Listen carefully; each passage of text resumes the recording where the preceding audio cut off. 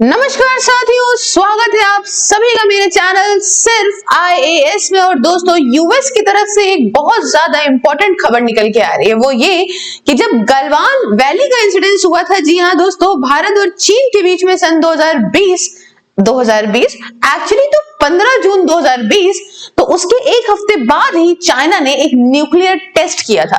जी हाँ दोस्तों, ये न्यूक्लियर टेस्ट 22 जून 2020 को किया गया था। क्या थी मंशा, क्यों इतना बड़ा हंगामा है और क्या है वजह, साथ ही साथ डीकपलिंग मेथड का यहाँ पे इल्जाम लगाया जा रहा है यूएस के द्वारा चाइना के ऊपर कि इस मेथड का उपयोग किया गया था इस न्यूक्लियर टेस्ट को करने में, जिस वजह से यहाँ पे हंगामा या बहुत भारी मात्रा में दुनिया को नहीं पता पड़ पाया। आइए जानने का प्रयास करते हैं डीकपलिंग मेथड क्या होता है और क्या है पूरा इंसिडेंस। और भाई साहब, यूएस और रशिया, जिनकी अभी हाल फिलहाल एक बहुत जबरदस्त न्यू स्टार्ट ट्रीटी खत्म हुई है, जिसको रिन्यू करने की बात करी गई थी रशिया के द्वारा, पर ट्रंप ने कहा कि ना गौरिये ना, हमारे साथ साथ इस समय चाइना को भी इसके अंदर लेने की जरूरत है, क्योंकि भैया चाइना कर रहा है छुपा छुपा के न्यूक्लियर टेस्ट, जिसमें चाइना ने सीधा इनकार कर दिया था कि झूठे इल्जाम ना लगाओ।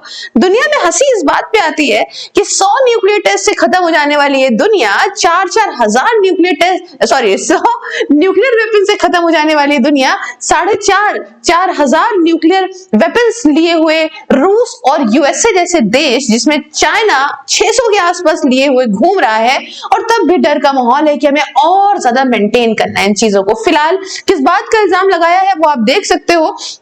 China conducted nuclear test a week after Galwan incidence. 2020 में भारत और चीन के बीच हुआ गलवान इंसिडेंस गलवान वैली के अंदर, जिसमें हाल फिलहाल सलमान खान की पिक्चर भी आई चली जा रही है। ये इंसिडेंस इतना ज्यादा फेमस क्यों है? क्योंकि हमारे चीन के साथ रिश्ते इसके बाद ही बहुत बुरी तरह से खराब हो गए थे।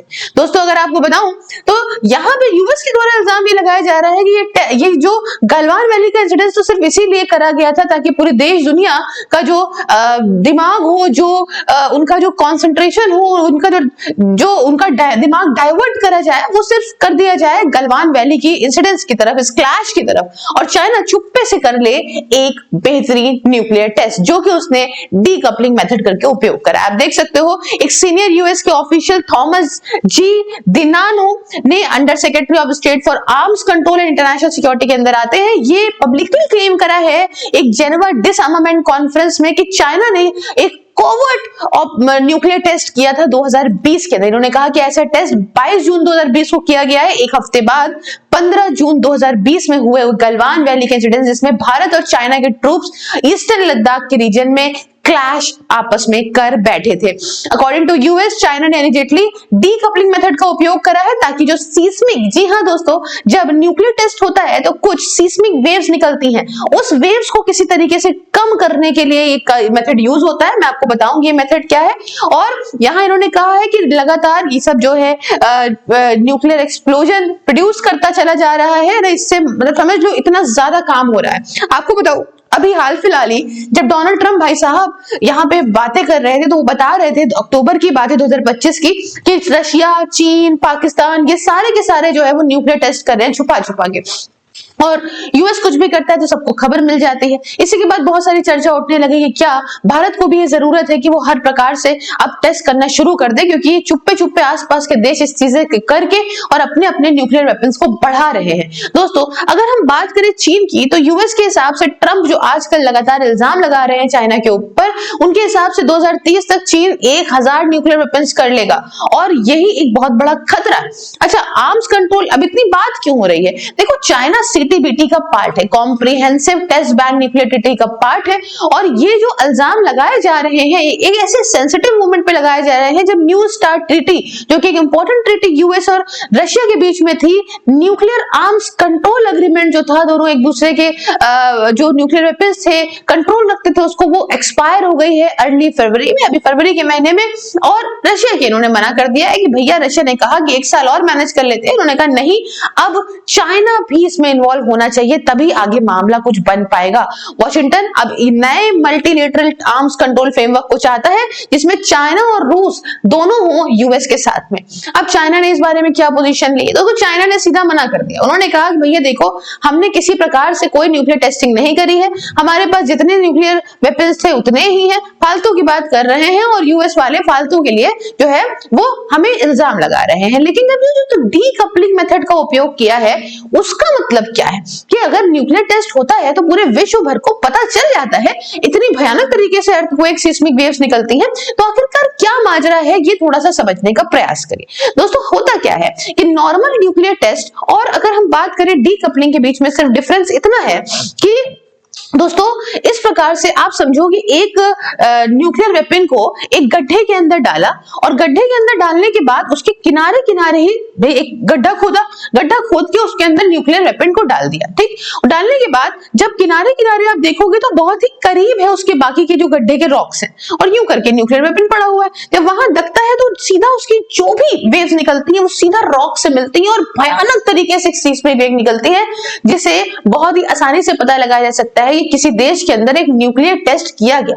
वही अगर डीकपलिंग मेथड की अगर हम बात करें तो उस गड्ढे को थोड़ा चौड़ा कर दिया जाता है और भयानक चौड़ा कर दिया जाता है, और इतना चौड़ा करने पे जब बीच में न्यूक्लियर वेपन पड़ता है तो उसके आसपास जो भी भयानक जगह बचती है उसमें डाल दी जाती है खूब सारी गैस, और गैस जब वो न्यूक्लियर वेपन फटता है तो उसकी जो उसकी वेव्स निकली तो वो सारा कुछ गैस को गर्म कर देती है इंस्टेड ऑफ रॉक्स तक। जब रॉक्स तक पहुंचते पहुंचते वो जो उसकी स्ट्रेंथ होती है वो काफी कम हो जाती है, इसलिए कई 100 गुना ज्यादा इंपैक्ट कम पता चलता है आसपास, और ऐसे टाइम पे बहुत ही मुश्किल हो जाता है कहीं पे पता लगाना कि आखिरकार न्यूक्लियर टेस्ट हुआ है कि नहीं हुआ है। इस वजह से ये डीकपलिंग मेथड इतना ज्यादा खतरनाक है, ये ऐसे पता भी नहीं चलता है, इसके लिए एक प्रॉपर अलग इंटेलिजेंस वगैरह हुई, पता चल गई इंफॉर्मेशन तो ठीक है, otherwise it is a very tough thing. तो यहीं पे ही यही इल्जाम लगाया जा रहा है यूएस के द्वारा कि इन्होंने इस माध्यम से चीजों को करा। अच्छा, इंडिपेंडेंट मॉनिटरिंग में पता चलता है कि भैया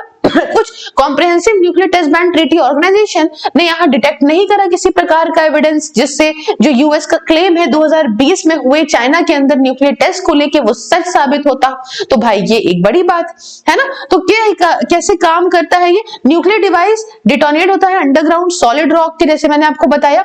एक्सप्लोजन डायरेक्टली ट्रांसफर होता है जब हम बात करते हैं किसी नॉर्मल टेस्ट की, लेकिन अगर हम बात करें डीकपलिंग की तो इसका मेथड बहुत ही अलग हो जाता है। इसमें वाइब्रेशन भी कम होती है, डिटेक्टर्स जो है वो सीस्मिक वेव को 10 से 70 गुना का कम देख सकते हैं। तो आप इसको अगर हम देखो तो आप इन दोनों चीजों को देख सकते हो। नॉर्मल टेस्ट में सॉलिड रॉक, वही जगह हॉलो कैविटी बनाई जाती है। डीकपलिंग टेस्ट में सीस्मिक वेव्स नॉर्मल टेस्ट में काफी स्ट्रॉन्ग होती है, वही जगह डीकपलिंग में काफी मात्रा में रिड्यूस हो जाती है। डिटेक्शन मॉनिटर्स के द्वारा अगर देखा जाए तो नॉर्मल टेस्ट में काफी इजी होता है, वही जगह डीकपलिंग मेथड में काफी डिफिकल्ट हो जाता है। क्या आप नॉर्मल टेस्ट को करने के बाद न्यूक्लियर वेपन के छुपा सकते हो? जी नहीं। लेकिन वही जगह बात करें डीकपलिंग में तो जी हाँ, पार्शियली आप इसको छुपा सकते हो। ओपन टेस्टिंग अगर करनी है तो यहाँ नॉर्मल टेस्ट उपयोग में आता है, लेकिन अगर छुपा के कोई चीज करनी है तो डीकपलिंग से यहाँ होता है। ये मैटर क्यों करता है? अगर ये बात सच है दोस्तों, तो जो इल्जाम लगाए जा रहे हैं यूएस के द्वारा, ये लॉन्ग टर्म तक चलते हुए एक न्यूक्लियर टेस्ट नॉर्म्स का एक तरह से वायलेशन है दोस्तों। इससे क्या है कि भाई इस तरीके से तो फिर दुनिया भर के अंदर हर देश यहाँ पे न्यूक्लियर वेपन की तरफ भागेगा। आज हम उस देश में रहते हैं, इस दुनिया में रह रहे हैं जहां पे जिसके पास न्यूक्लियर वेपन्स नहीं है उसका इस पूरे उस देश की प्रोटेक्शन में यहाँ पे कमी आ रही है। चाहे आप वेनेजुएला के अंदर देख लीजिए, सीरिया में देख लीजिए, आप जिस भी जगह देखिए जिन पे ऊपर भी अटैक हो रहा है उन्हीं के साथ हो रहा है जिनके पास न्यूक्लियर वेपन्स नहीं है। तो ये आज के टाइम पे एक इंपॉर्टेंट चीज मुद्दा बनता है चर्चा का। और देश दुनिया किधर की तरफ जा रही है भाई, कि क्या खुद को मिलिटराइज करने की तरफ जा रही है, या दुनिया एक शांति बनी दुनिया इंपॉर्टेंट है, या मिलिटराइज करके खुद के पास न्यूक्लियर वेपन्स की और जरूरत है। जैसे आज आप ईरान को देख रहे हो जो अपनी पूरी चीजों को दांव पे लगा के न्यूक्लियर वेपन के पीछे पड़ा हुआ है। तो आप समझ सकते हैं। आप भी क्या राय है हमें कमेंट में बताइएगा। चैनल को सब्सक्राइब, क्यूआर को स्कैन करके चैनल को डोनेट कर सकते हैं, ज्वाइन कर सकते हैं आप वर्चुअल लाइब्रेरी मेरी, जिसमें मात्र 99 रुपीज पर मंथ में आप घर बैठ के जाड़ा गर्मी हो या बरसात किसी भी एग्जाम की तैयारी कर सकते हैं डिसिप्लिन तरीके से। इसके रिगार्डिंग आप मुझसे बात करिए। 9919785532 व्हाट्सएप एंड @सिर्फ IAS सेल्स ऑन टेलीग्राम पे दोस्तों। बाकी इस नंबर पे बात करके अगर आप मेरा कोड सिर्फ IS बताते हैं और किसी भी प्रकार का इन्वेस्टमेंट, SIPs, लाइफ या फिर एक्सीडेंटल इंश्योरेंस कराते हैं तो आपको प्रीमियम पे 20% तक का डिस्काउंट मिल सकता है। बाकी ये सोशल मीडिया के लिंक्स हैं डिस्क्रिप्शन में है, इंक्लूडिंग व्हाट्सएप। ज्वाइन करिए और मेंबरशिप को और फॉलो करिए मुझे हर जगह पे। मिलते हैं नेक्स्ट वीडियो में किसी नए और इंटरेस्टिंग टॉपिक के साथ। तब तक के लिए जय हिंद, जय भारत।